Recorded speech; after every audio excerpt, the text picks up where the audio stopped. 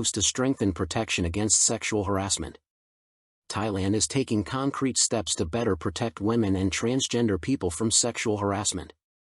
The country wants to end decades of impunity, when abuse was dismissed as mere teasing.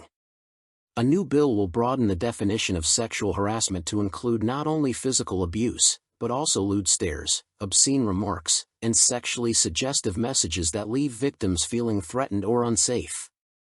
Already approved by the House of Representatives, the new law is expected to come into force soon. Ending tolerance, a culture of impunity challenged. Nearly 1 in 4 Thais, 23.5%, has witnessed sexual harassment in the workplace, while 6.3% reported being direct victims, according to a 2024 survey by the Thai Health Promotion Foundation. Of those victims, 86.21% said they had been subjected to intrusive stares, more than 50% reported comments about their figure, and 2.88% said they had received direct sexual advances. Most harassment occurs in subtle forms. Among the victims, 38.1% remained silent, while 55.32% of witnesses simply ignored the behavior. Jaded Chuilai, director of the Foundation for Women and Men Progressive Movement, warns against treating these behaviors as harmless, noting that they can escalate into serious sexual abuse. Rape survivors who come to us often say the abuse started with lewd stares and inappropriate comments, he explained. He added that such gestures are often tolerated in Thailand because they are seen as normal. Some women believe it is simply in men's nature, while some men assume women feel flattered. But if no one calls out this behavior, it can escalate into physical violence, Jaded cautioned. Stalking to be recognized as a crime. The bill also targets obsessive stalkers, who are not yet classified as criminals in Thailand. In a recent case, a woman reported being harassed by a Burmese man since late last year, despite already filing a police complaint for trespassing into her building. At first his messages were flirtatious, but they soon became threatening, she said. She blocked him, but he created over 30 new accounts to keep contacting her. The harassment became so severe that I had to start taking anti-panic medication. I will press charges against him under the new law until he stops, she vowed. Tougher sanctions. The new law expands the definitions of both sexual harassment and rape, aiming to provide stronger protection. Under current law, rape is narrowly defined, excluding many forms of assault that do not involve penetration with a sexual organ. If this bill passes, it will protect not only women but also LGBTQ people, said Jaded, calling it a progressive step. The amendment will punish offenders with prison terms and fines. Harassers could face up to 1 year in prison and/or a fine of 30,000 baht, €805. Abuse by someone in authority, such as an employer against an employee, could mean up to 3 years in prison and/or a 60,000 baht, €1,610, fine. Online or public harassment could bring up to 3 years in prison and/or a 60,000 baht fine.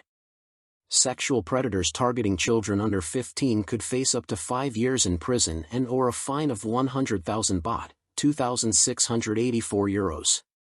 These sanctions would apply regardless of any private settlement between the victim and perpetrator. Beyond the law, changing mindsets. While praising the bill, Jaded stressed the need to change cultural attitudes toward harassment in Thailand. Sexual harassment is not just touching, he said, calling for harmful patriarchal values to be challenged.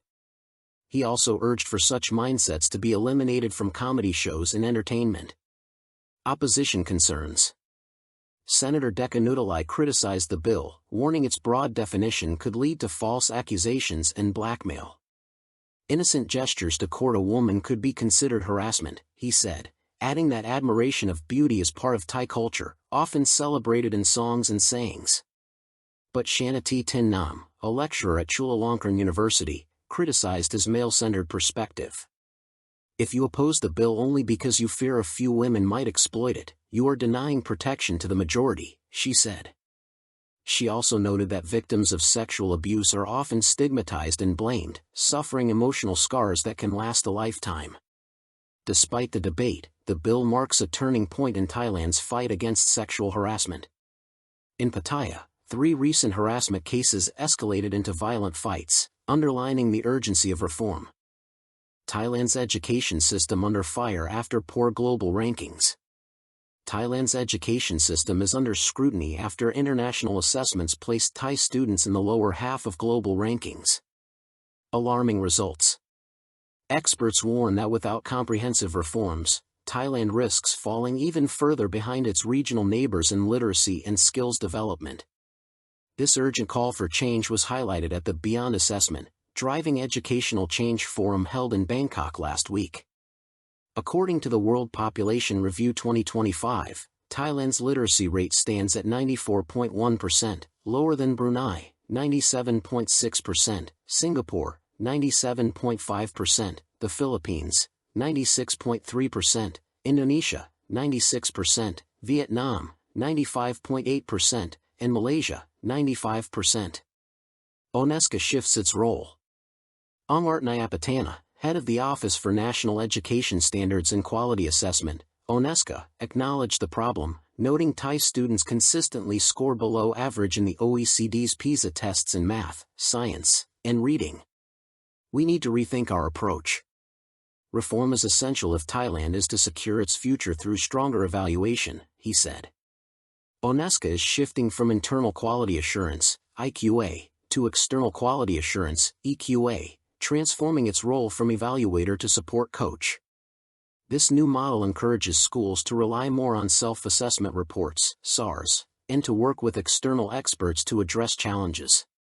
Digital skills, a weak spot. The OECD's 2024 report on Thailand's skills strategy also highlighted the country's digital skills gap.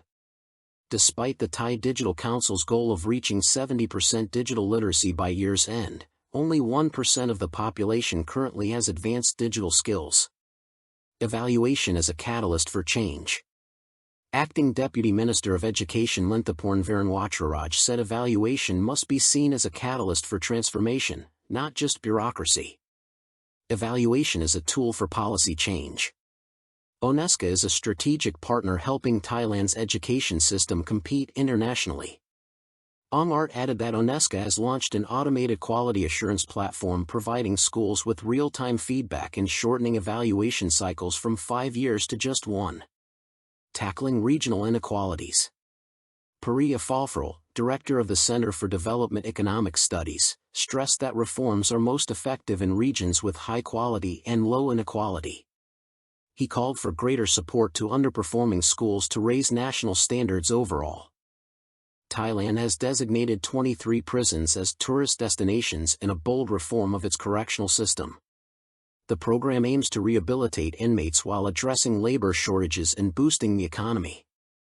Unveiled at the 110th anniversary of the Department of Corrections, the initiative includes restaurants, cafes, and shops operated entirely by trained prisoners. The flagship brand Chuancom has grown to 122 branches nationwide, offering food, services like massage, and showcasing products made by inmates. It has earned a reputation for cleanliness, good flavors, and affordable prices. Deputy Director General Chan Wachradat highlighted the model prison at Kanburi Central Prison, describing it as a place where visitors can eat, drink, learn, and explore, while inmates gain practical skills for life after release. Unlocking prisoner potential through training. As of August 1, 2025, Thailand housed 300,246 prisoners, 262,688 men and 37,558 women. The prison population, which once reached 400,000, fell before COVID-19 but has risen again due to economic hardship, unemployment, and drug-related crimes. With only 10,000 staff, 60% of whom are guards, the inmate-to-staff ratio is 40-1, far above the international standard of 5-1. Despite the challenges, prisons continue to run training programs tailored to market needs, working with private companies to provide inmates with real work experience. This has led to modern, well-designed prison-made products being sold both online and offline. From food to handicrafts.